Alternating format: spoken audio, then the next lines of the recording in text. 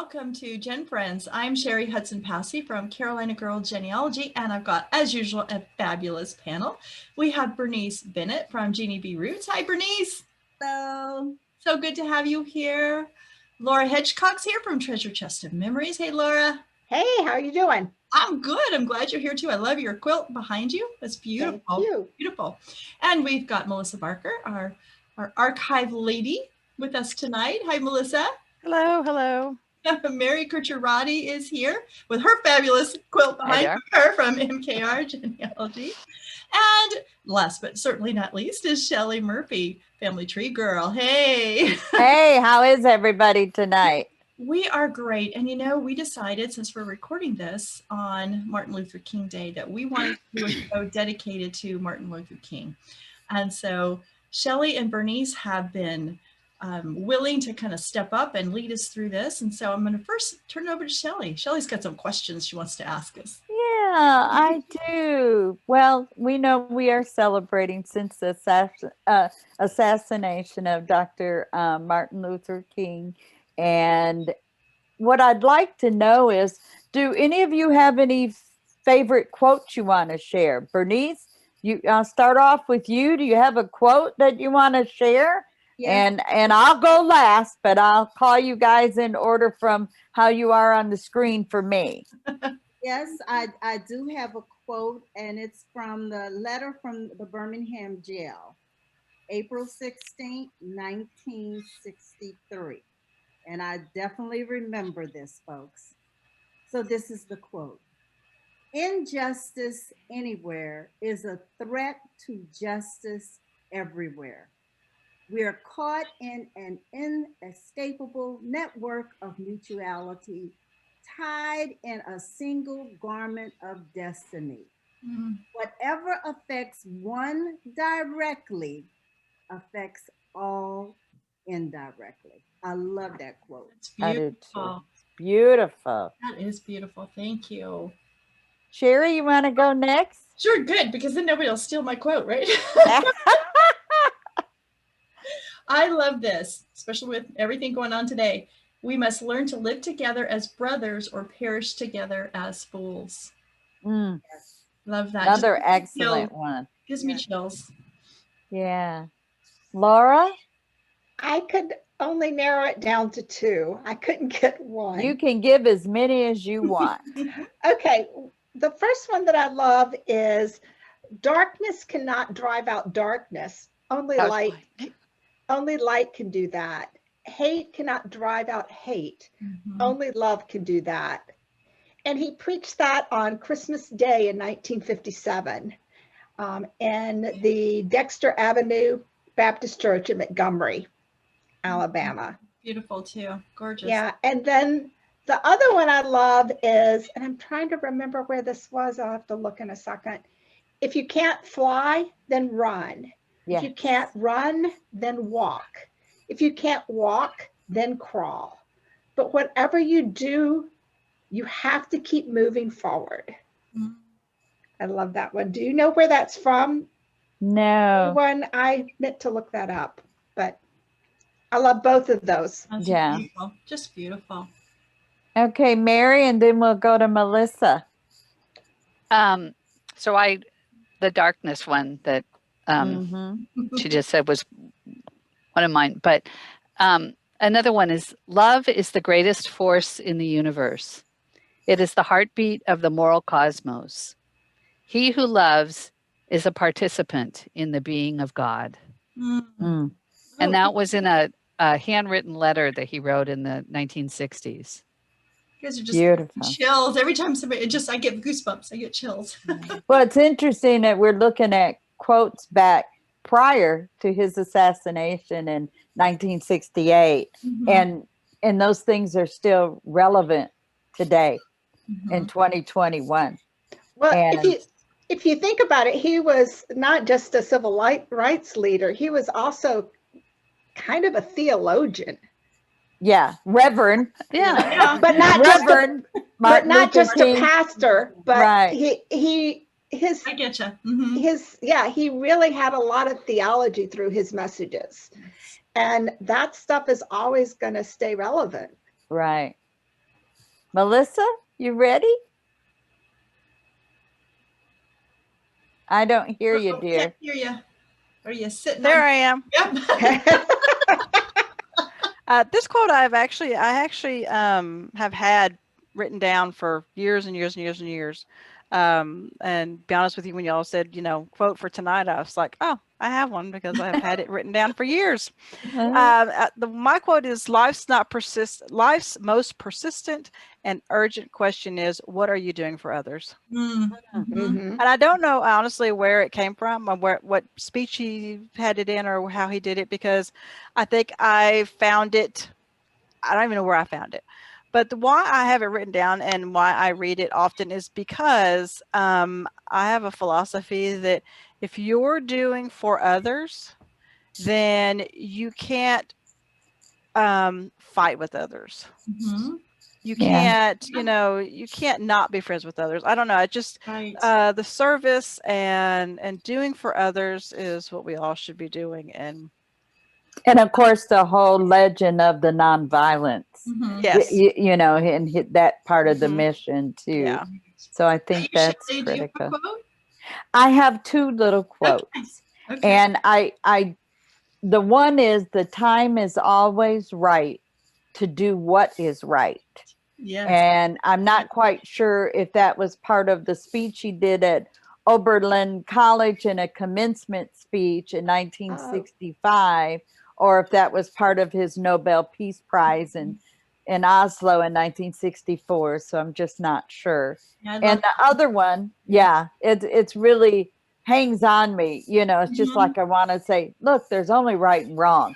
There's no other options, But there's another speech that I think he gave. It was 1967, and it was a speech before a group of students. And it's very similar to what Laura said. But he said, be a bush if you can't be a tree. If you can't be a highway, just be a trail. If you can't be a sun, be a star. For it isn't by size that you win or fail. Be the best of whatever you are.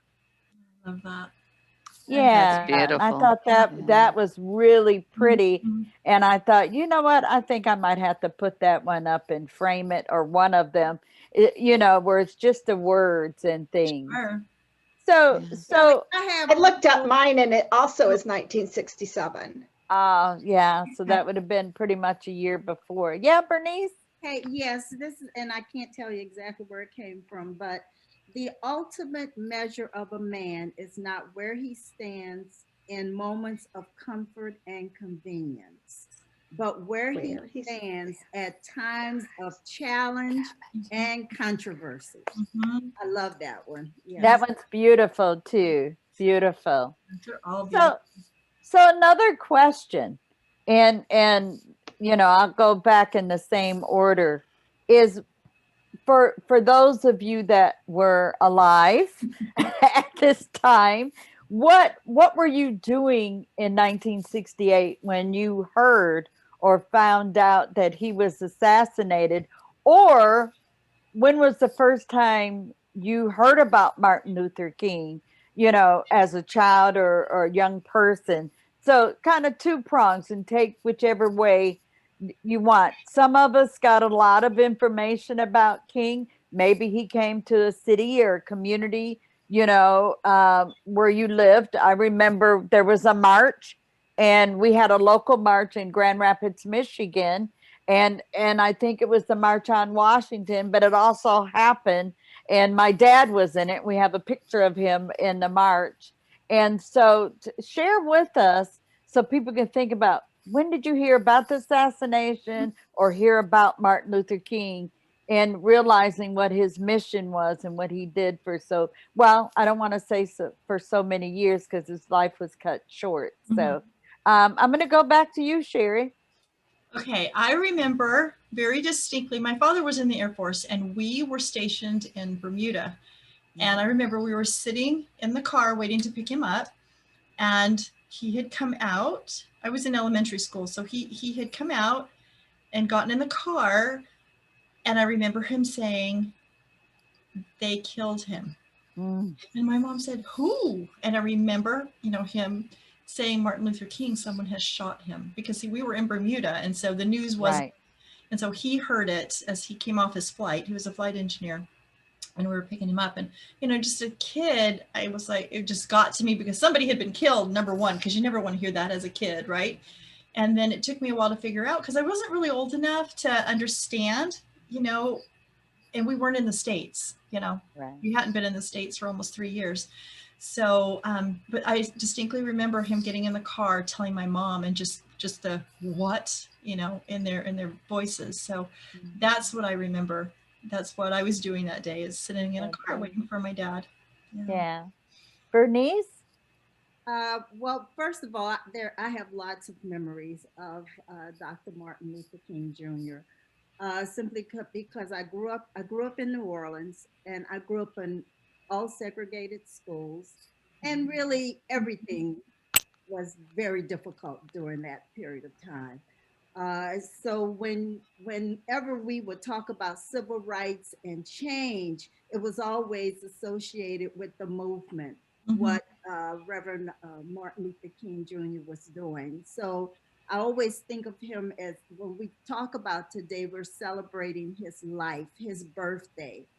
And as far as where I was at the time he was assassinated, I was at Grambling College. This is a historically Black college in Grambling, Louisiana. And I was pledging the sorority, AKA. And I distinctly remember what happened, because all of my line sisters, we were getting ready to have a meeting. And at that time, people were crying. They were very upset. And we talked a lot about what he meant to all of us in life. And we were encouraged to write down our thoughts and feelings at that time. And there were 29 on my line. My line sisters is what we call them. And so that memory, I mean, it's just like it happened today. Is I can remember everything that we were doing. I can remember how the sadness, the great sadness there was throughout the whole community, because to get that news was just horrible and almost unbelievable.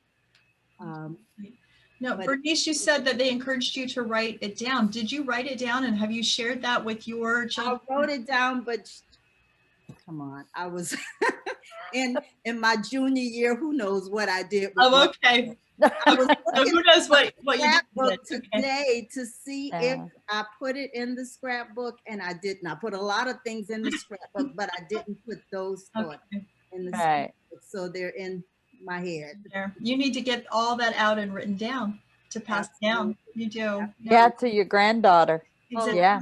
That's when my granddaughter said, "I know you're old because you remember Martin Luther King." Hey, hon, love you too, right? Yes. And the dinosaurs too. Yeah. The dinosaurs too. She is right. She is right, because I'm not talking about somebody I'm reading about in a book. Right. I am talking about somebody that I experienced in life. Right. Remember him. I can still hear the cadence of his voice. I can still remember how he moved his hands and how he moved his hands. And so that was something that was part of growing up, part of my life. And so I can tell her that. Yeah. That's awesome. And Laura? Oh, go ahead. I was just going to say, as Shelley asked these questions of us earlier, I thought this is so important, because we all go through these kind of things in our lifetimes, these big events, you know, everything that's happened recently. We need to write that down, what happened and how we felt about it, and be able to pass that down. So, you know, I know that this is a genealogy show, but this is family history. It is genealogy. It is family history, and it's life events. Exactly. And we need to write them down. We need to journal them, and so that we can pass them down. You know, a lot of things that we go through are going to be forgotten in time. Now, you know, when these major events like this happen, they get recorded in the newspaper. You know, there'll always be videos out there of all these kind of things. But there are things in our lives that are just important to maybe our family or our community, that are just as important in the scheme of our lives. And so we need to write them down so that when your kids say, you know, where were you when Martin Luther King was assassinated? Right. Well, what were your feelings when this happened to Grandpa? Or, you know, that kind of thing, that they're written down and you can share those so they're not lost. So I'm sorry, Shelley, go ahead and continue. Yeah, and before I ask Laura, the other thing is, because you bring up a good point, and I was in a discussion the other day, and what is critical is us as genealogists, we're after that interview, right? We want to interview that older ancestor that's alive, or the elder in our family, this, that, and other. Well, I'm putting it out and going to challenge you 5 and say you need to do your own interview, because just like what you just heard Bernice say, that needs to get recorded, following up with what Cheri is saying. Just had this conversation, and Stacey Abrams actually was the speaker, which was last night in the breakout group that I was at. The university I teach for, she was a speaker. And she talked about all the community work and stuff. But you know what? We're living through that. We have stories to tell, just like we got from our grandparents and our aunties and our uncles. So now I'm going to go back and let's follow up with Miss Laura. What were you doing, or where were you at? Well, that was actually a perfect segue, because I was a little girl, and I don't remember when I first knew. So my sister's only a couple, 2.5 years older, but she was. So I think there was just enough of an age difference that she was allowed to watch the TV coverage. So I texted her because I wanted to know how my parents reacted. I wanted to know how, this was Spartanburg, South Carolina. Right. I wanted to know how that was. She told me, yes, she remembers seeing the coverage. She remembers seeing coverage of riots. Yeah. And she describes also as very sad, Bernice, but so far as my parents, it was shock. And she said the thing that really bothered them was the lackadaisical police response. Because they had seen violence, they had seen and my sister remembers the water cannons and dogs on the Edmund Pettus Bridge. But they had not really seen the lackadaisical police response. And so, she, you can tell just from her text to me that it made quite the impression on her young mind. I was, somebody probably said, Laura, look, there's a bunny outside. And I was like, So, and again, I think the age and the time and your age and your generation, even though she's a couple years older, you know, because we're also talking about how many had TVs in their house. That you know, we're talking about 1968. I kind of think I remember when that TV kit first came in. And it wasn't at the beginning, you know, it was in the 60s, I think. You know, and of course it wasn't in color, but yeah, you're going to remember things that impacted you, or some type of excitement. And Laura, and Donna might have been, Donna might have been old enough that they were going to talk about it in school. So my parents let her watch. Laura was too young. That kind of thing. But I love the fact that you decided to find out how your parents were feeling at that time. I love that. To go back, makes me want to talk to my siblings about it. And my mom, just to go down that memory lane. To go down memory lane. And I was in a military education class with Jennifer Holick, and we were talking about PTSD. And I was sharing, you know, my mom got married to my dad, and he came home from the war. Never heard anything about her experience. Yeah, absolutely. What was going on? So some people what happened? And some PTSD. There was a whole bunch of stuff going on. I probably need to write that up for the grandkids, because she was 16 and out of the country, and he was out of the city. And we all had our context. I mean, sure, my family was white. They were kind of watching this as almost observers, where someone who was Black could see this as, you know, that, like Bernice was saying, those times were so hard. Yeah. You know, you can just, the fear that it would have struck. Sure, absolutely. You Okay, know, Miss Mary, your turn.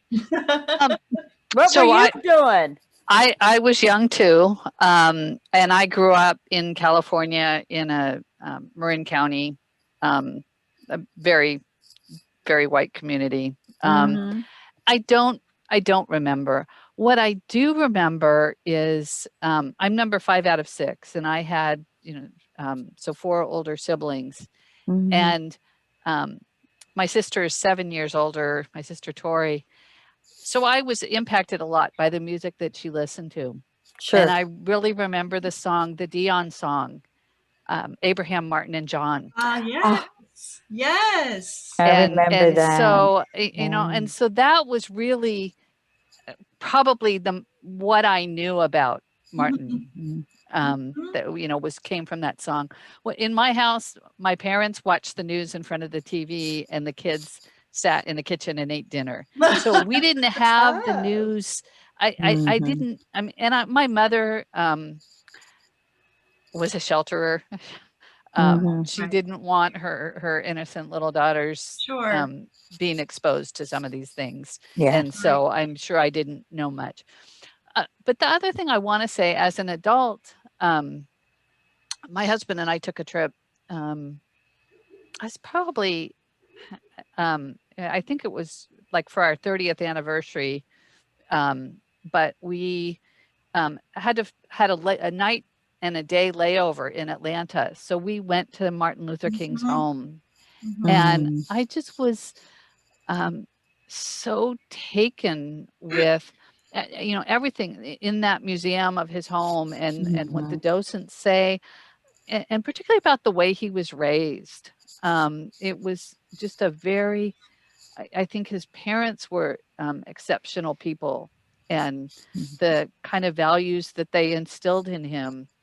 And it was very inspiring to learn about that. And that's, I think, what made him the man that he was. The monument Definitely is exceptional as well. The monument that they have to him in DC is just it's just amazing. It's awe-inspiring. You just walk up and you're just like, oh, you just can't even breathe. It's just the most beautiful thing. So if you've not visited that, I encourage you to take that trip when you can, when we can all get out and do things again. Absolutely. Or the website is fabulous too. Enjoy it virtually if you can't get there in person. Melissa, then I'll share mine. I was trying to bring up something. Sure. Do you need to share? No, I was okay. looking for I want to bring that. Okay. I guess I'm the baby of the group because I was not born in April of 1968 when he was assassinated.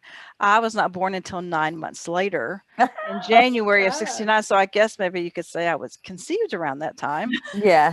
And so I was not, privy to that. But my father was in the Air Force, and he was in the Air Force for 20 years. He retired in 1980 when I was about 10, 11 years old, and we moved to Tennessee to retire. And so in Tennessee, children have Tennessee history every year.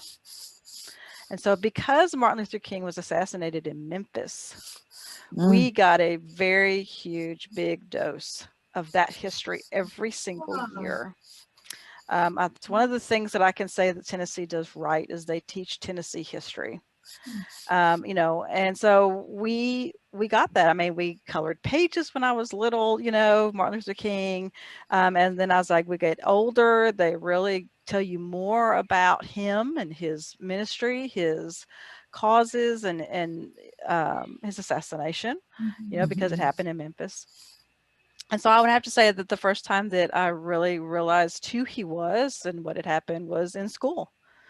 because like I said, and I learned a lot about him in school. So that's really where I got a lot of my information. So, but what I was trying to pull up, what I wanted to mention is the National Museum of African American Music in Nashville opened today. Oh, Wow.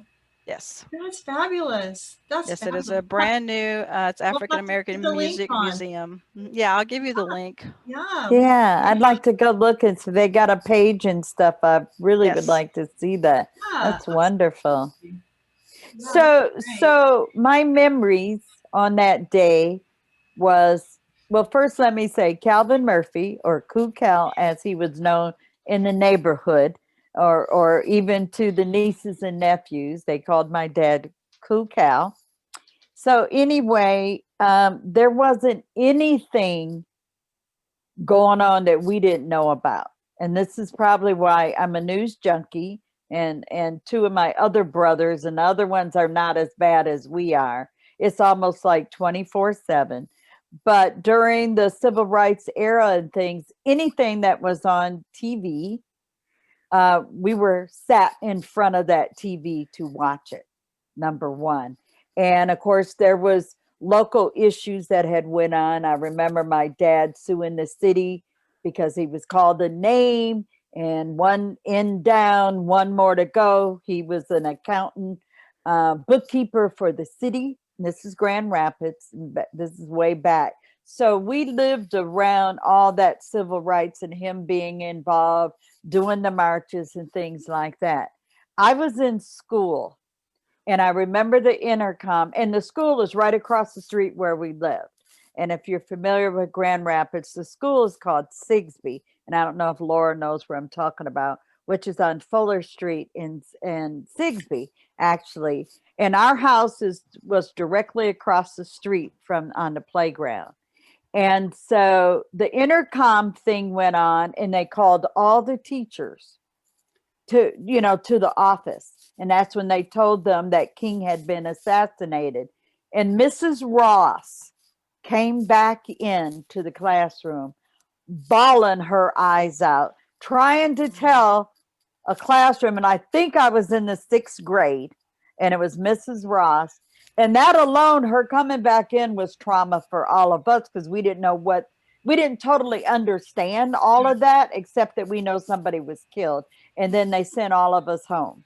And of course, Daddy put us in front of the TV. So you're going to know this, you're going to understand this.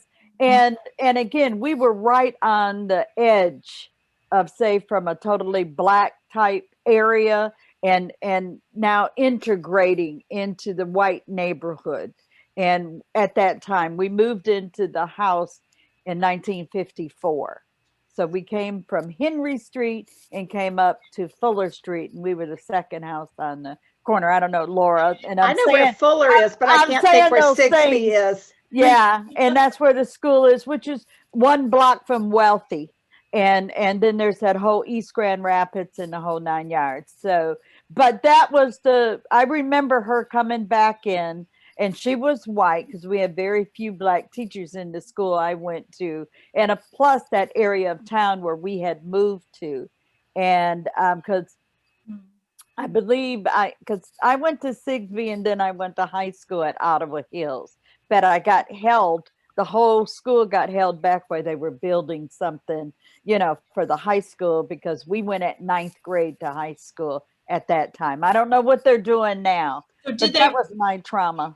Did they release you early from school? Is that what you said? Yes. Yeah. Yes. They sent everybody home. And of course, we just go across the street, type thing. But I remember that then we had to sit and watch everything. And again, you understand as a child in elementary school, and as a black child, and I'm going to say raised in the culture, African-American and everything, there was always that fear. Sure. Why did they kill him? Why did they do this? Are they going to come and get us? Type thing. So that was my experience trying to remember Shelley, what were the demographics of your classmates? There was just a few. Were they African American as well, or was it mixed? It was kind of mixed, but there was only a handful of us black kids in the class, but it was predominantly white. Yeah, predominantly white. And I went through Sigsbee kindergarten through 7th grade because they held us there. There was the middle school thing was there was being built, so we got held and had to stay at the elementary school one more year than for the middle school type. And so, and again, I don't know what else, just can't remember. I do remember the school having classes for deaf kids. I do remember that. And again, I'm talking about in the late 50s, early 60s type thing to get through there. But yeah, I ended up graduating from Ottawa Hills. But again, it was trauma. Sure. It's trauma today at 2021. Yeah. It's still trauma not knowing the unknown and everybody on a different side. And we talked about, the quotes and everything. And I remember things that happened in Grand Rapids, civil rights stuff. And I'm going to tell you what, guys, the thing with the hoses and the dogs and the beatings, some of those things you can wake up in the night and see that stuff. Oh, sure. Absolutely. And I remember that. And again, to that too. It probably gets to Daddy made us watch every bit of that. Yeah. And you need to know. That was the attitude. You need to know. So yeah.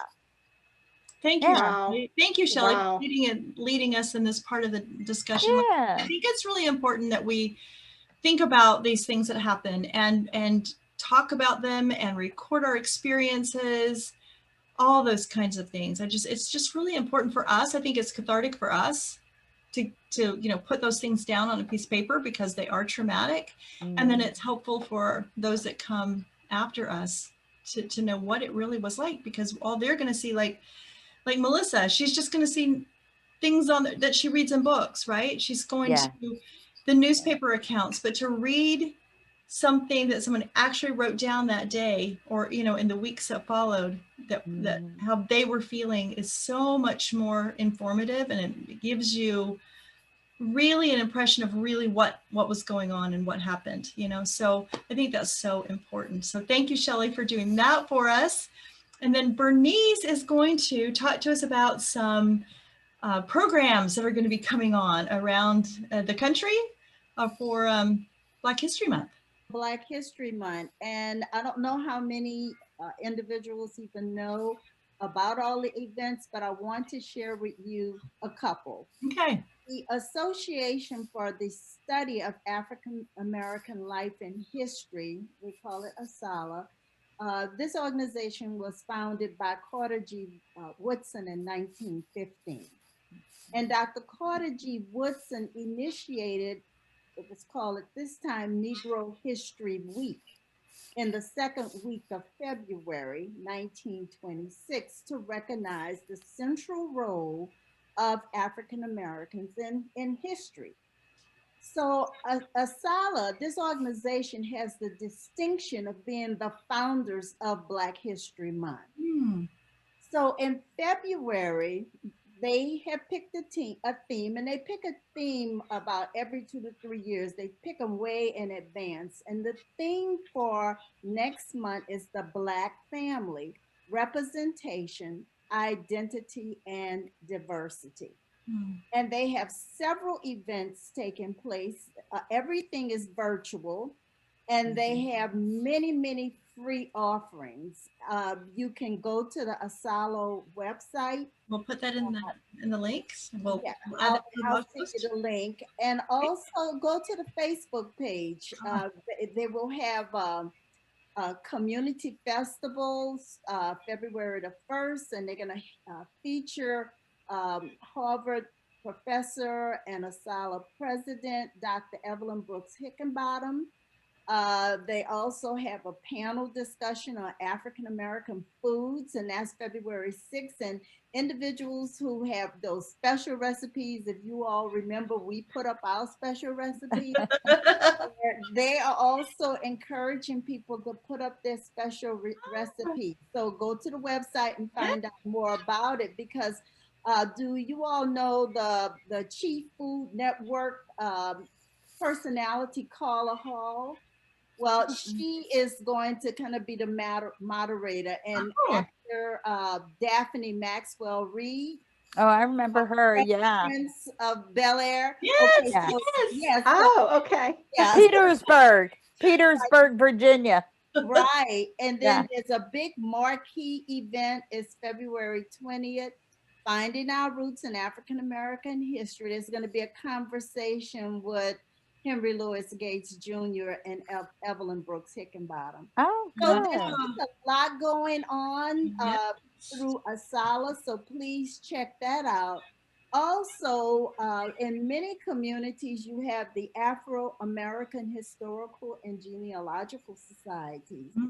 And the various chapters may also be putting on programs. In addition, I encourage everyone to really develop their own program. Talk about Black History Month. Yeah. Talk about the theme that Asala has or another theme. Now, I'm just going to mention one more event. You go right ahead. I'm involved in that one, and it's the Black History Virtual Genealogy Conference in the Washington, D.C. area.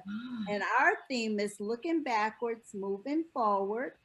It's February the 13th from 10 a.m. to 2 p.m. Eastern. As I said, it is virtual. It is virtual. And it is sponsored by the African American Special Interest Group of the Washington, D.C. Family History Center, branch of the Family Search Library. And then we also have 5 chapters from the state of Maryland and Washington, D.C. chapters. They're all coming together to put on this program. So that's another program for you all to Isn't Carol Petranis, is she still over the Family History Center there? That's what I thought. Speaker. Yes, Carol is a speaker, and she will be speaking on African American records and family search. Awesome. The keynote speaker is Ted Ellis. He's an African American artist. We have Melvin Collier and Margot Williams. They will be talking about writing a book. This is a book panel. I'm going to be the moderator. Right. We will always also have Introduction to Researching Your Family History with Chiquita Clark Sorrell. Then we will have Asala, and they will be talking about the Black family, representation, identity, and diversity. All free. So I hope everyone just put the links in there. We'll have all those links. That's amazing. Okay. I really like that theme just because it ties it so much together with family history. Yeah. And well, that's fabulous. And it's also a great way for people to compare and contrast. Like, what was the family like as you grow up? Yeah. You know? Yeah. Exactly. Well, ladies, this has been so much fun. Thank you for sharing your memories. It's just so important for us to do that. I hope it will encourage other people to think about where they were, or like what Laura did. You know, what was my mom and dad doing? You know, how did it affect them? And people like Melissa, our young ones that were. She probably knows more than we do because she's been able to because it got recorded. Right. Think about when you learned about it and what you learned and what those feelings were like, and then expand that into other events in your family and make sure you write them down. And then please click on those links that we'll have in our blog post that Bernice was telling us about and join. This is a wonderful time to be able to do all this virtual education that we wouldn't have been able to do before. So take advantage and learn. Those all sound like wonderful, wonderful talks and wonderful presentations. So with that, we'd like to say Happy Martin Luther King Day. And we hope you thought about some of your memories while we were talking about ours, and I encourage you to write them down and get them into something so that your descendants, those coming after you, will understand your feelings and your thoughts about the important things that happen in your life. So with that, we will see you next time on GenFriends. Bye, everybody.